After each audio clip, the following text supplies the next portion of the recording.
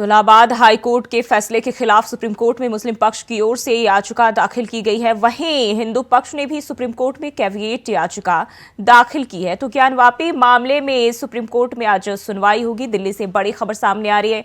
मुस्लिम पक्ष ने स्वामित्व वाले याचिका पर जो है याचिका डाली है। वहीं हिंदू पक्ष ने भी सुप्रीम कोर्ट में कैविएट याचिका दाखिल की है। इलाहाबाद हाई कोर्ट के फैसले के खिलाफ सुप्रीम कोर्ट में मुस्लिम पक्ष की ओर से याचिका दी गई है, जहां कहा है कि हाई कोर्ट का हस्तक्षेप जो है वो ठीक नहीं है, ऐसा मुस्लिम पक्ष की ओर से कहा गया है।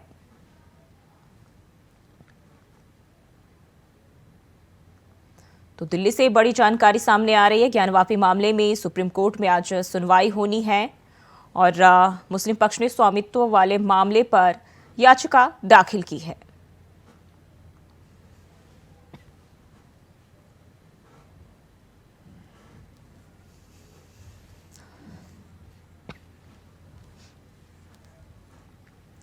और इसी खबर पर ज्यादा जानकारी के साथ दिल्ली से अजय चौहान और प्रयागराज से शोएब रिजवी हमारे साथ जुड़ गए हैं। अजय, आपके पास आना चाहूंगी, मामले की कब से सुनवाई शुरू हो रही है सुप्रीम कोर्ट में, ये जो ज्ञानवापी का मामला है उसको लेकर?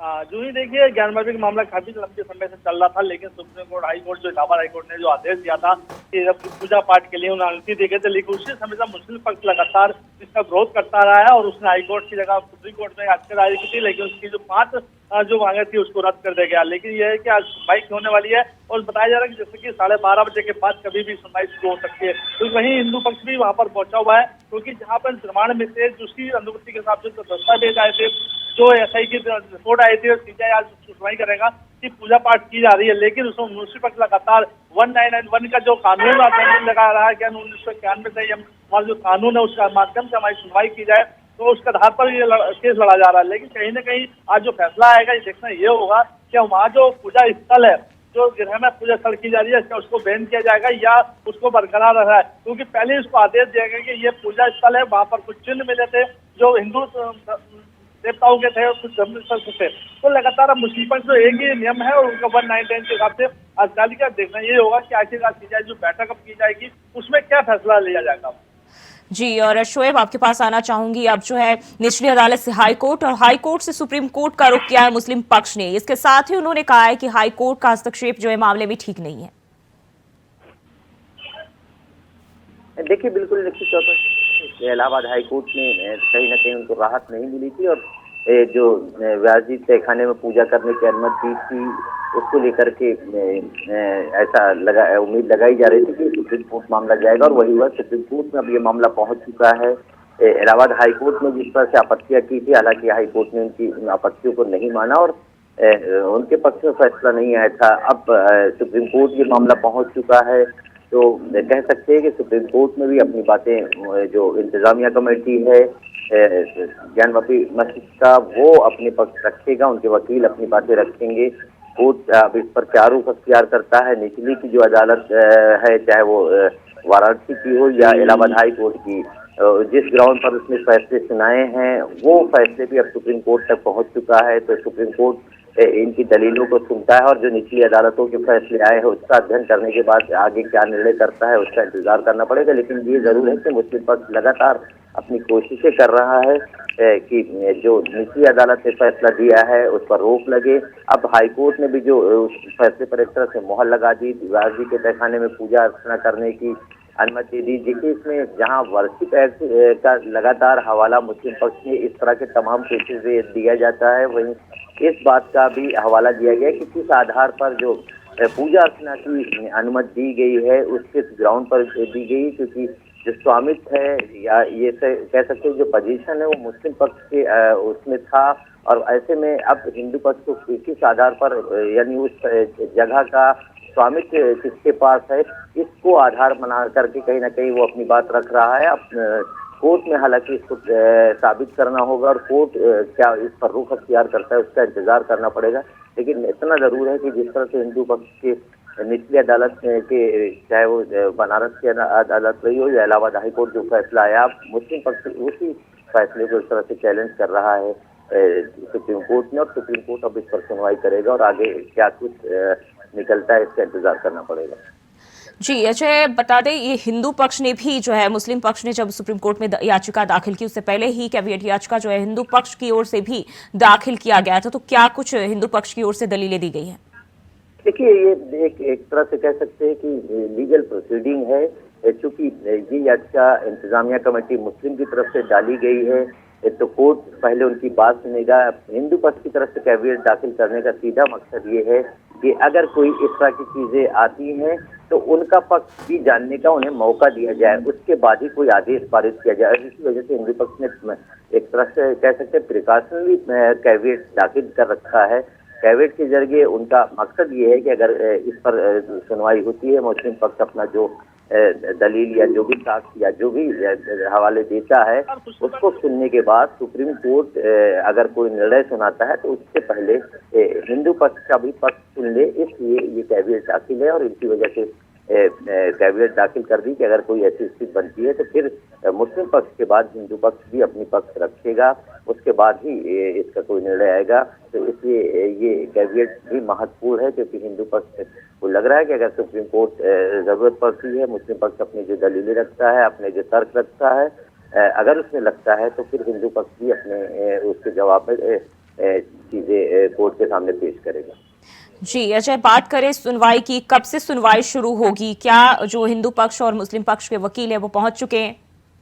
देखिए, जो सुप्रीम कोर्ट में इस समय मौजूद है सारे, लेकिन 12:30 बजे के आसपास का समय बताया गया है। उस समय ये मीटिंग शुरू होगी सीजेआई के अध्यक्षता में, तो उस समय सुनवाई के बाद फैसला होगा। जो तथ्य दिए हैं हमें हिंदू पक्ष के वकील है वो पूरे प्रमाण, जो निश्चित जो हुए सर्वे जो हुआ, जो सर्वे के प्रमाण सामने आए, जो दस्तावेज अब तक सदियों पुराने हैं वो भी वहाँ पेश किए गए। लेकिन मुस्लिम पक्ष का एक ही जो फैसला आ रहा है, जो अपने दस्तावेज दे रहा है, वो 1968 का समझौता जो हुआ था उस समय कि यहाँ पर मस्जिद थी और मंदिर नहीं था, लेकिन उसके बावजूद वो लेकिन 9 का अपना जो कानून था, जो वो नया लॉ बना था, उसके आधार पर जब सुप्रीम कोर्ट पहुंचा है। लेकिन सुप्रीम कोर्ट कौन तथ्य सुनेगा और देखेगा कि आखिरकार कितने सबूत है, उसके आधार पर फैसला हो सकता है। जी, और वहीं हम बात करें तो मुस्लिम पक्ष ने जो है हिंदू पक्ष के जो हाई कोर्ट ने जो फैसला दिया है हिंदू पक्ष के हित में, उस पर भी रोक लगाने की सुप्रीम कोर्ट से अपील की है।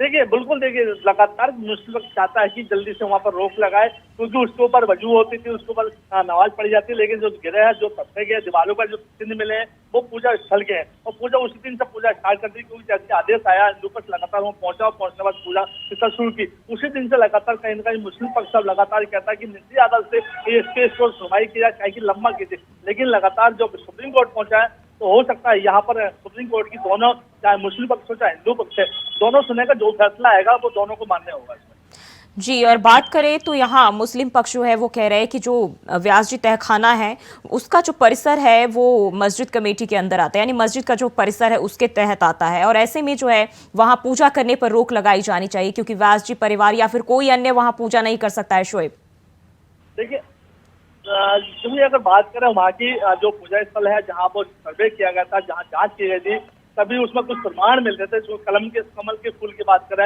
या स्तंभ की बात करें, जो स्तंभ तोड़ करके मस्जिद बनाई गई थी, वो प्रमाण हुआ। क्योंकि जो स्तंभ आए थे, जो सर्वे हुआ था, सभी वकील हुआ मौजूद थे, मजिस्ट्रेट हुआ मौजूद थे, उसके आधार पर चिन्ह है वो हिंदू देवती देवताओं के चिन्ह थे, उसके आधार पर हुआ। लेकिन मुस्लिम पक्ष वो नमाज, आखिरकार ये फैसला सुप्रीम कोर्ट में है, तो दोनों को मानना होगा। जो प्रमाण मिले हैं, जो तथ्य मिले, जो सबूत मिले, वो सदियों पुराने हैं, उसके आधार पर सुप्रीम कोर्ट फैसला सुनाएगा। वही हाईकोर्ट ने सुनाया, इसलिए उन वहाँ पर जो गृह में से पूजा पाठ करने के आदेश दिए थे, उसके आधार पर पूजा पाठ कर। लेकिन मुस्लिम पक्ष अब लगातार उसका विरोध कर रहा है और उसमें कहने का राजनीति भी शुरू होने वाली होगी। शोएब, अगर बात करें हम तो हाईकोर्ट ने जो है पिछली 5 याचिकाओं को खारिज कर दिया था, और अगर आज की बात करें, आज किन किन याचिकाओं पर सुनवाई होनी है? शोएब, आवाज मिल पा रही है आपको?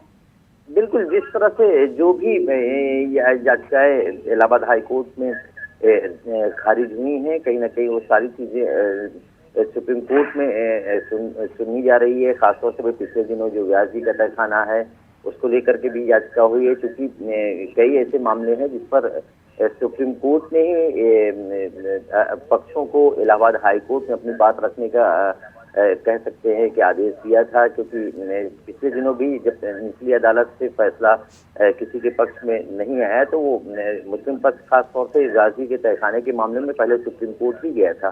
लेकिन सुप्रीम कोर्ट ने उन्हें निर्देश दिया था कि पहले इस मामले को वो अपने हाई कोर्ट ले जाए, और फिर हाई कोर्ट में इस मामले में सुनवाई हुई थी। और इसमें कहीं ना कहीं जो व्यास जी के तहखाने में पूजा करने की बात रही हो, या वहां पर रिसीवर नियुक्त किया गया था 17 जनवरी को, और 31 जनवरी को पूजा करने की अनुमति दी थी, जिसके बाद वहां पूजा भी शुरू हो गई थी। इन दोनों चीजों को भी यहाँ पे चैलेंज किया था। इस तरह से एक तरह से वजू खाने को लेकर के भी जो चीजें हैं, तो जो इससे जुड़े मामले हैं उनकी याचिकाओं पर जो भी याचिकाएं इलाहाबाद हाई कोर्ट से एक तरह से खारिज हो चुकी हैं, उस पर अपना पक्ष रखेगा, और फिर उसके बाद ही सुप्रीम कोर्ट उस पर क्या कुछ अख्तियार करता है। जी, बहुत बहुत शुक्रिया आप दोनों का जानकारी साझा करने के लिए।